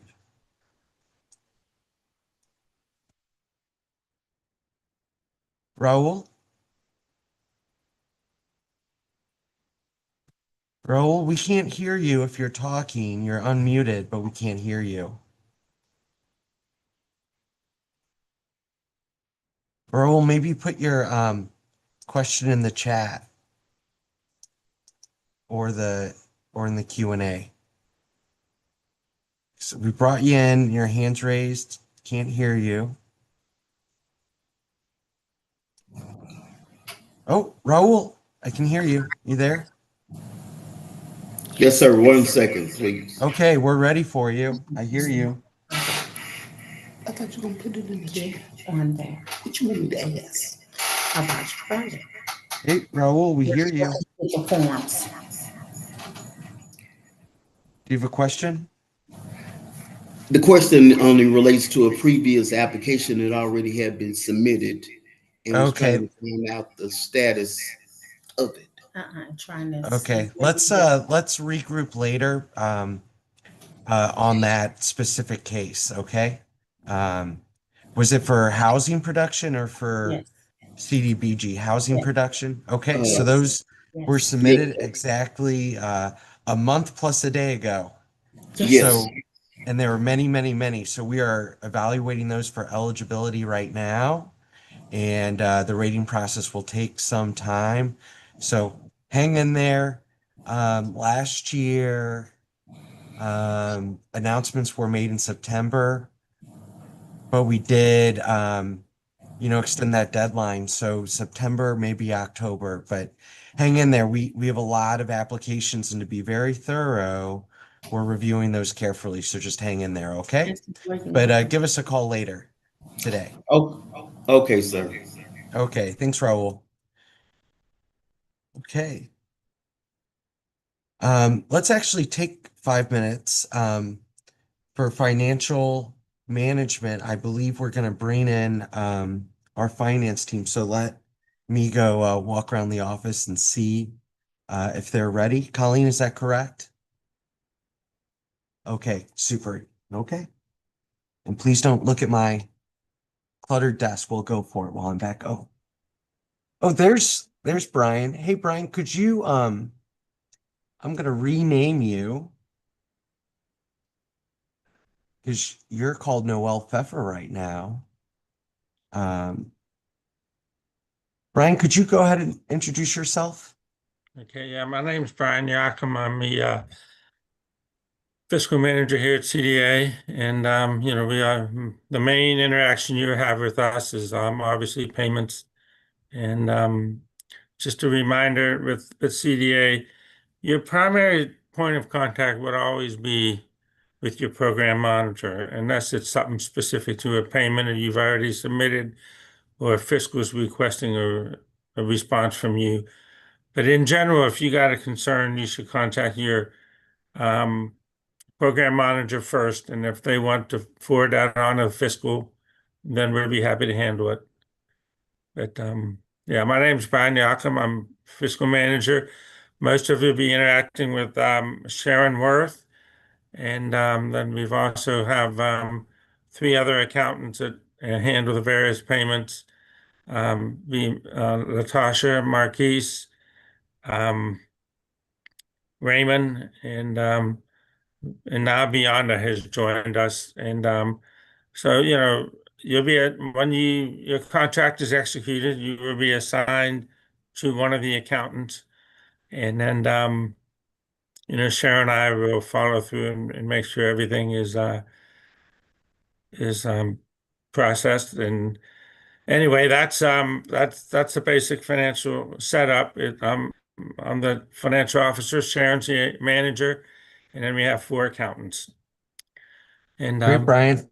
Are you ready to would you like to share the slide deck on your end, or would you like me to share it on my screen and just say next you slide? share it on your screen, and then but I'm going to follow through these and just keep if I finish the slide, just move on to the next one. Okay, great. Here we go. Okay.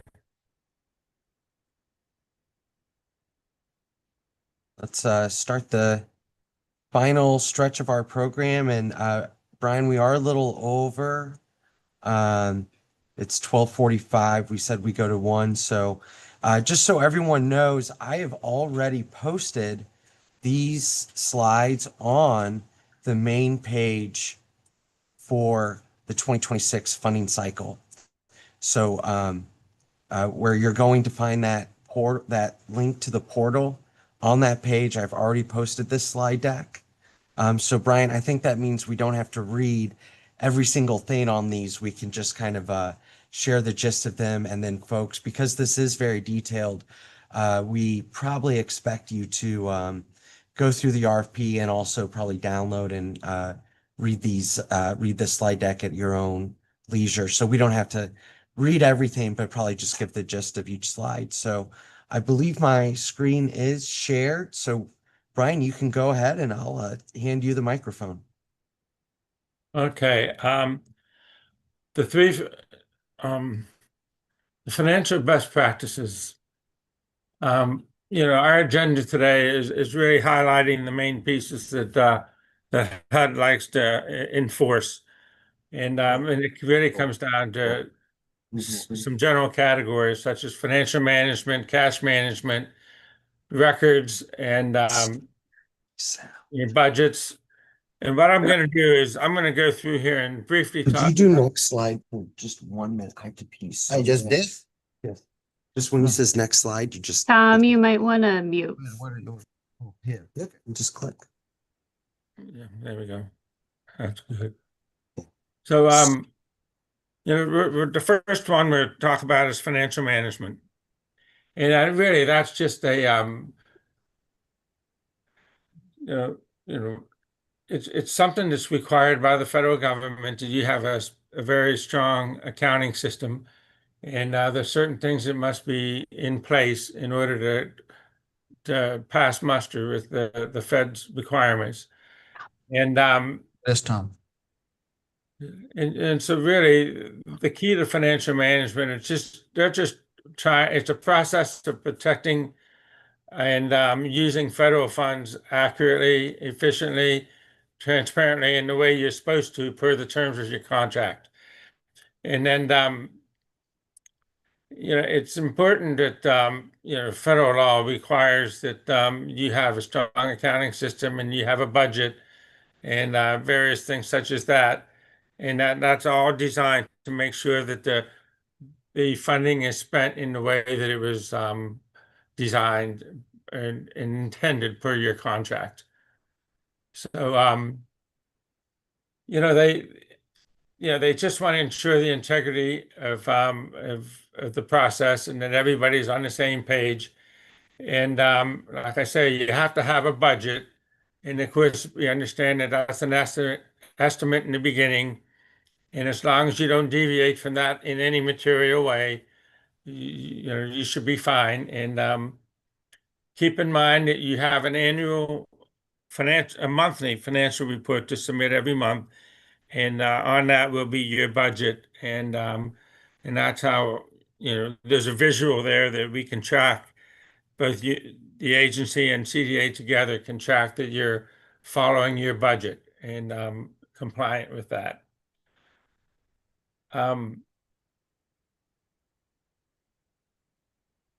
So that's those key systems or key components within the management system. Now, not every one of these may apply to you, but these are the key ones that are most common to everybody, and also the ones that they're reviewed more closely when we do a monitoring visit or something, or an audit as well. And the key components are your cost principles, budgets, procurement, internal controls, accounting records, your financial reporting, and then, of course, audits. So your cost principles, some key things to remember about these is, are they, allowed by your funding source? By that it means it's, what your objectives are per your contract, and anything you spend should be tied to achieving that objective.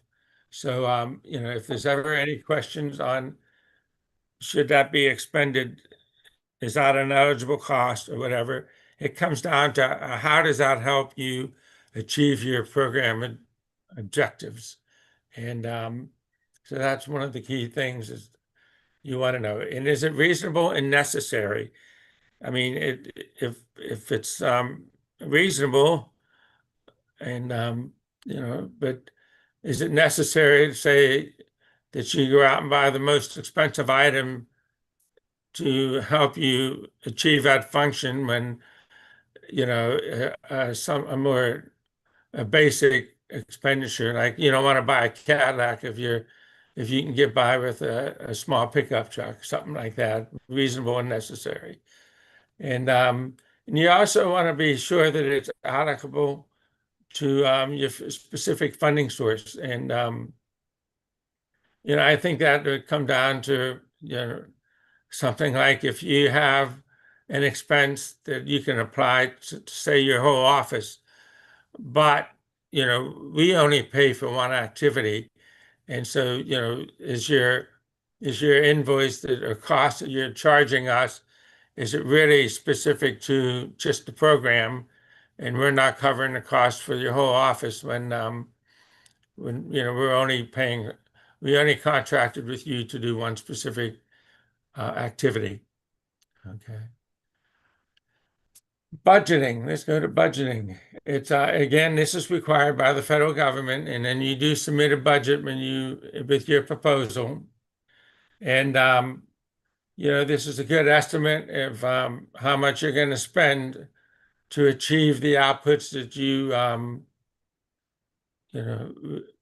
think you desire to accomplish, and that and again, like on your monthly reports, your budget will be on there, and we'll be just tracking that as your program goes along. We're watching, are you timely performing your activities? And if so, we don't have to come bugging you to find out why you're not performing. But just remember that your budget is looked at on a monthly financial report.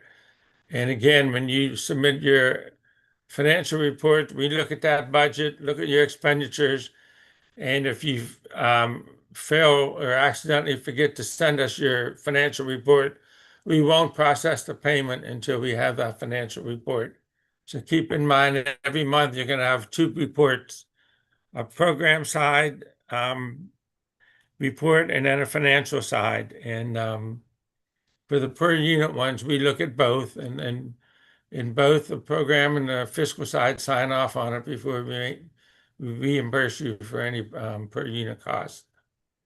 And the other thing is, you just want to make sure that with your budget, if you commit some funds to a contract, that you show that like it is an encumbrance so that you don't overspend down the road. So there's good reason to have a budget and to follow it. Procurement. Just keep in mind the magic number is $10,000. If you're going to exceed spending with one vendor over the course of your contract by $10,000, Don't give us.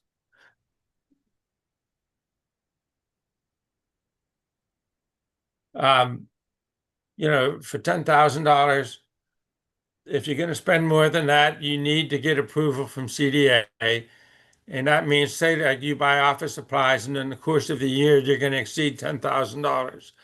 Make sure you touch base with your program monitor, because once you hit 10,000, you're going to be stopped for reimbursement unless you've been approved for more than that. And your procurement, you're going to have to get bids. Just make sure they're fair and open about it, and you keep all the documentation about who submitted bids, what their proposal were, and everything, so we can go through and make sure you made a fair and open decision. Internal controls. Internal controls can be anything, but they're designed to prevent the misuse of funds or poor record keeping in judgments. I mean, it can be anything from a form during your intake. It could be the requirement for at least 2 or 3 people sign off on expenditures or approval to expend. And we just want the stronger your internal controls, the less errors you're going to have. So we look for internal controls to be a strong part of your management system. And accounting records, just make sure you keep accurate and up-to-date files, and you can readily access that information if you need. Financial reporting, again, that's how we use that to track you every month when you submit your monthly financial reports. And when you get your contract every year, before you sign it, the last few pages will be a copy of the financial report you have to fill out every month, and also your programmatic report. So you'll see what those reports are at the time you are signing your contract.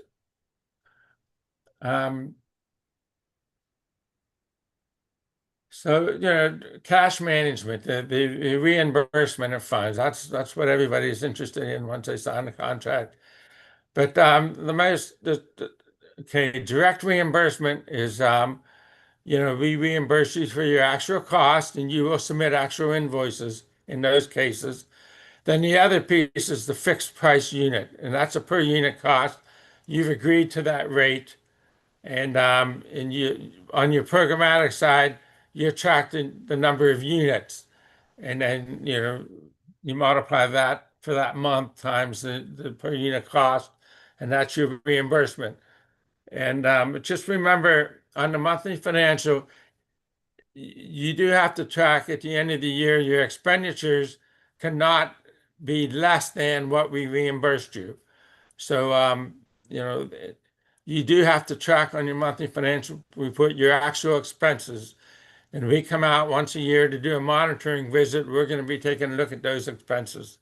So we might do something as simple as look at 1 month, you declared certain expenses. We want to see your documentation for those.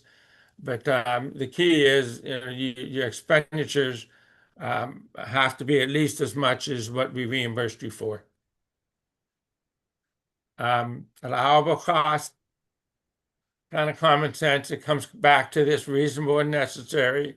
And it was specifically to achieve your program objectives as they're listed in the contract.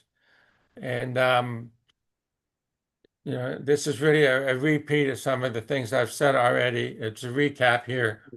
And but just in mind, is it when you not sure if it's eligible, is it reasonable and necessary to achieve your program objectives? That's the main clue. And then it's got to be consistent in your treatment of things. And when I say that, consistent in your treatment, for accounting purposes, if you have multiple funding sources, and GAAP says, on all of your reporting, you have to treat everything the same way. And a simple explanation would be, say, depreciation expense. If you were going to depreciate something, you have to use the same depreciation expenses for all your funding sources. You can't use one for block grant, one for money you might get from a foundation, or another depreciation method for your own funding. So, I mean, you just have to be consistent in your treatment of your expenses and revenues. Allowable, again, that's reasonable and necessary. And, if a prudent person, really, I say, is it, would I spend my own money on that? That's the way I sometimes look at it. That might not be accurate. And, but it's got to be reasonable and necessary for to achieve the objectives. And then the other thing is,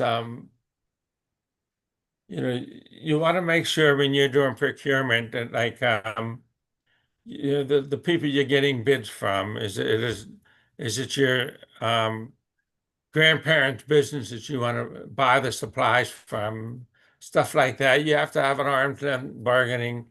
If you're going to buy something from somebody that's in business that's they can't be on your board, or they can't be you know just friends or neighbors.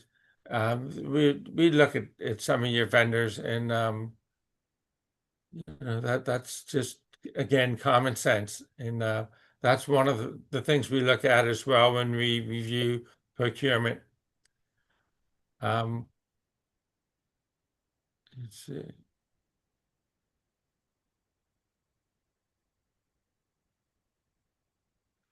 If allowable, someone allowed, that's common sense, whether it's not allowable, that means it's not really reasonable and necessary for to achieve your objectives. And you can just read through that, and I don't need to go through them one at a time. And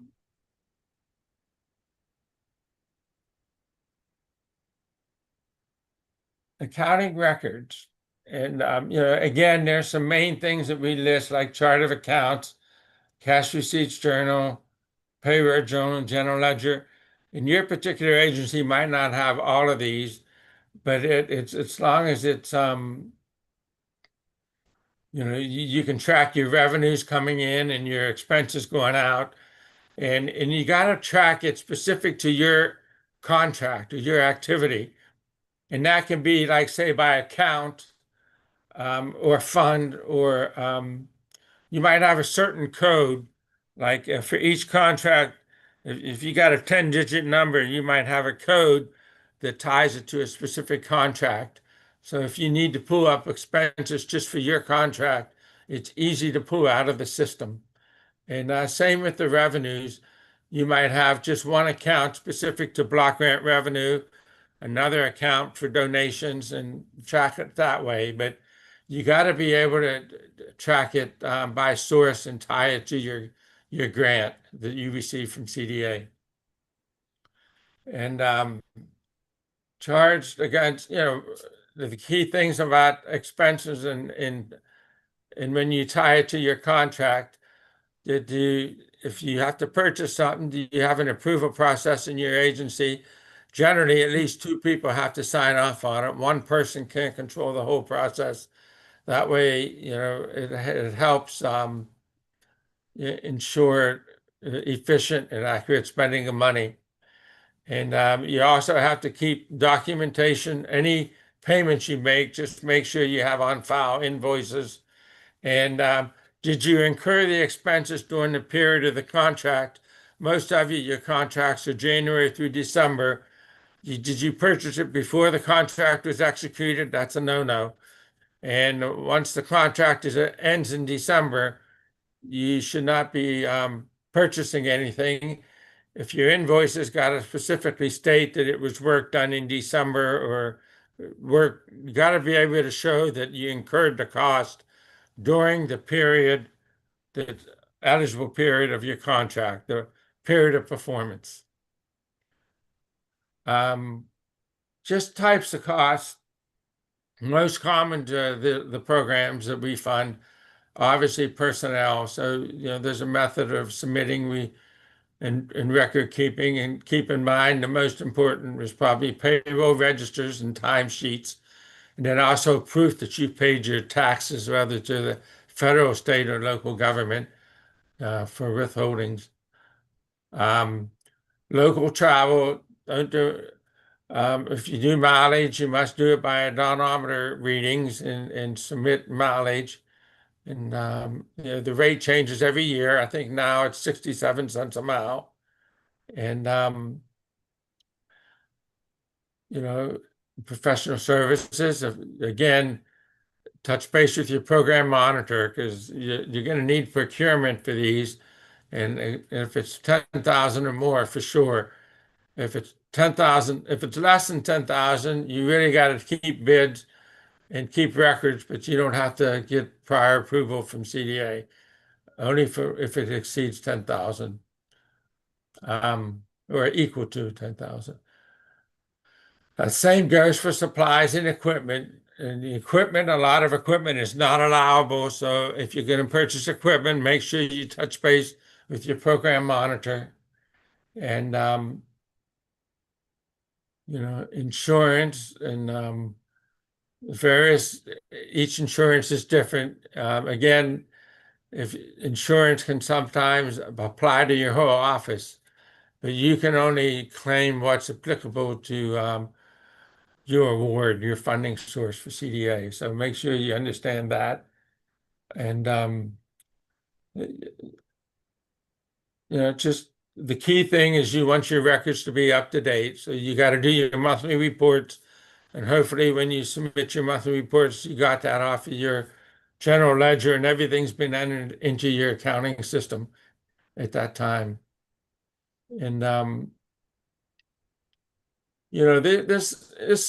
slide, it's page 143. It's related to fund accounting, and part of the federal government, when they say they want certain information in your accounting system, and that's the amount of your award, what you're currently authorized to spend. In other words, you might have a personnel schedule where you commit a certain amount to payroll, and then you might have a professional service agreement. So you're going to tie up all that money. You want that in your system, so it just tells you how much you have not committed, so that down the road, if something comes up, you got to run down and purchase something, you're not going to exceed your budget. So just make that's the nice thing about budgeting and submitting that information on a monthly basis. And I just think on your financial reporting, make sure you keep your documentation and make it your filing system in a way that you can, if we come in and want to take a look at a certain month's activity, that you can pull the invoices or pull timesheets or whatever is necessary.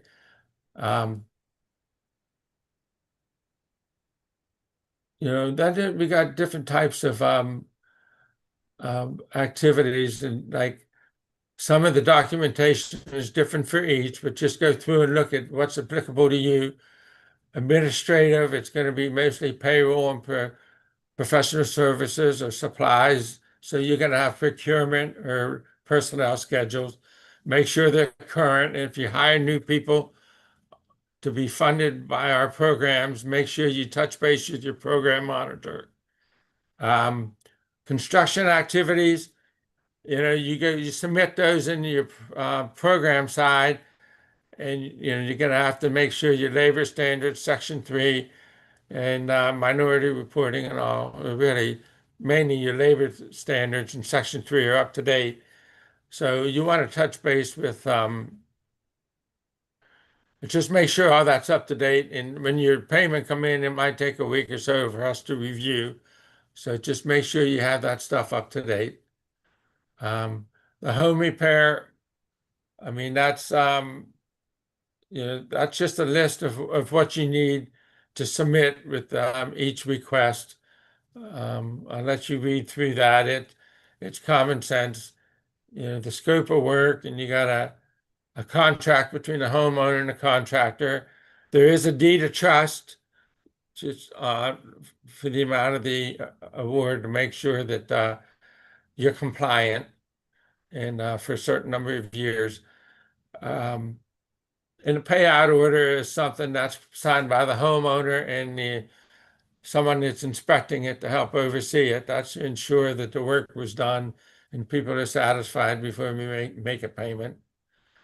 Minor home repair, it's about eligibility to people. You have to be 62 and older to be eligible or with a disability. And so we're going to ask for proof of that and proof of income and home ownership. And then somebody will indicate that the work was finished, so then we can pay it. Economic development activities, these generally come to be large dollar amounts, and everything is approved along the way. So, you're working closely with your program monitor. I'm not going to go over each one of these because you do have to get prior approval on all these before they're expended. And public service, again, there's most of these are per unit based, and that's decided in your proposal and your final contract on what the rate's going to be, and then you track it on your programmatic reports, and then we go from there. I think that's you know yeah. A lot of this stuff is I don't want to repeat myself too many times, but it comes down to your grant reimbursement. Are you a per unit or your direct reimbursement? And then are you within your budget, within reason? And you have your direct cost, and then you have your indirect cost. If you're planning on doing indirect cost, make sure you have what they call a modified total direct cost schedule prepared, and it's got to be approved by CDA before we generally approve the indirect cost rate. And it's going up to 15%. That's if you don't have a negotiated rate with the feds, and so be sure you check with us, because it can be, for those of you that don't have a large accounting section and you're not familiar with the term indirect costs, it can be confusing. So, if you're going to just make sure you touch base with us before you start requesting that for reimbursement.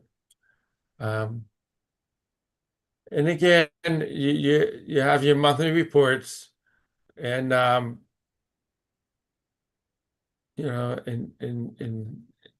without your monthly reports are up to date, we cannot process your payments.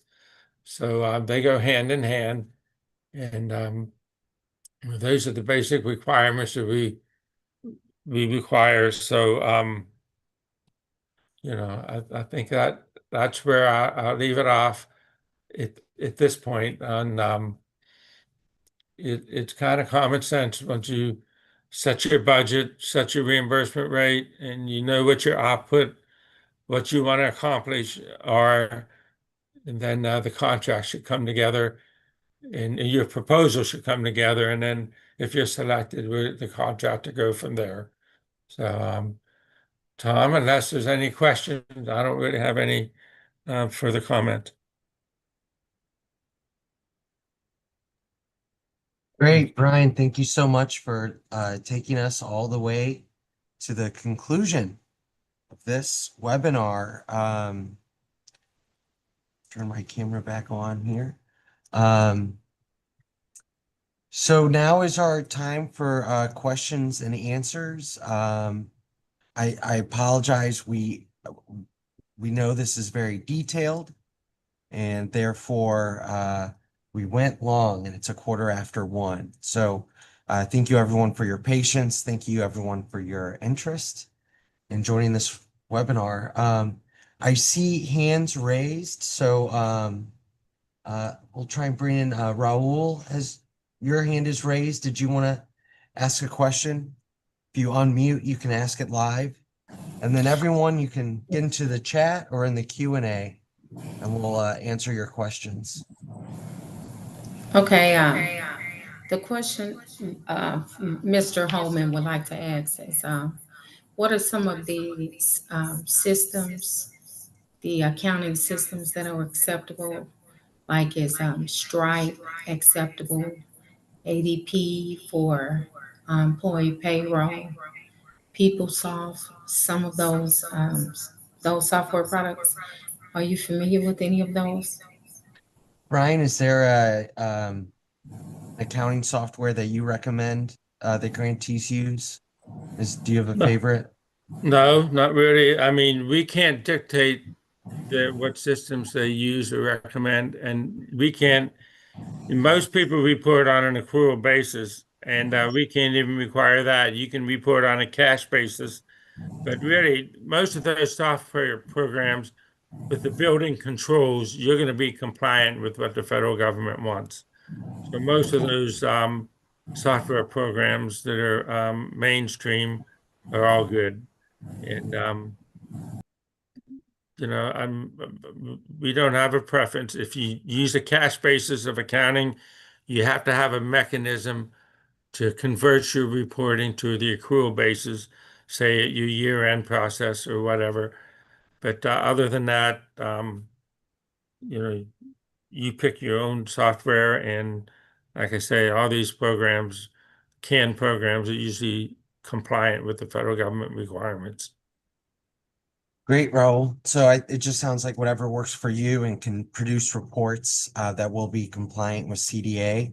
And then, I'll just note that what Brian went through is, I think, just some kind of level setting so people are aware before they apply that if you are granted, just to be aware that the reporting requirements are are rather involved because we are stewards of you, the taxpayers, federal funds, and investing them into St. Louis. I don't see any questions in the chat. I see folks have used this Q&A. I'll remind everyone that this is your time to ask us questions. So we're here. So raise your hand, get into the Q&A, get into the chat. After this meeting, we will take all the questions asked here and publish those answers on that main webpage for CDBG 2026. So you'll be able to look at a PDF that shows all of the questions and all the answers, and that keeps this funding cycle competitive and fair. But now is your time if you want to speak live. To ask questions. So Raul, you have your hand raised again. I'll bring you back in if you can go ahead and unmute. Yes, we are. I'm speaking on behalf of Mr. Holman. He's right here. I think there's an echo. Are you using two devices in there? If you could just turn one off. Okay, thank you. That's better. Okay, we are,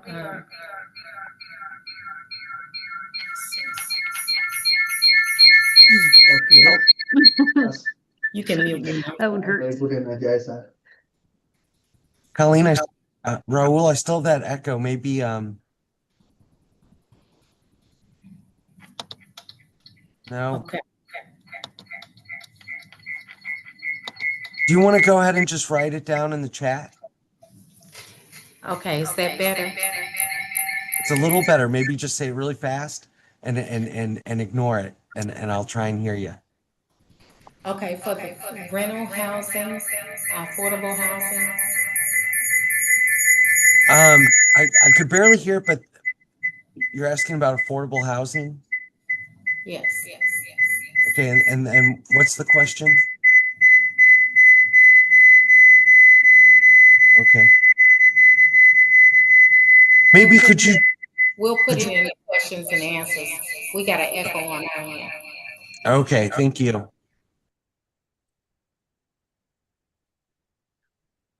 Okay, it's been a long meeting, and we're at 1:19, about 20 minutes over. So this is your time to ask questions. If you want to raise your hand, we have the group of grant managers and monitors here to assist you. So if you have questions, go ahead and just throw them here in the chat or raise your hand. Okay.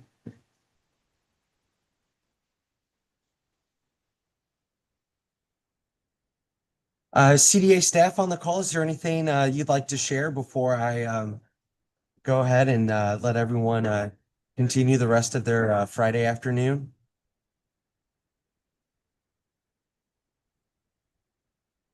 We're good. Thank you.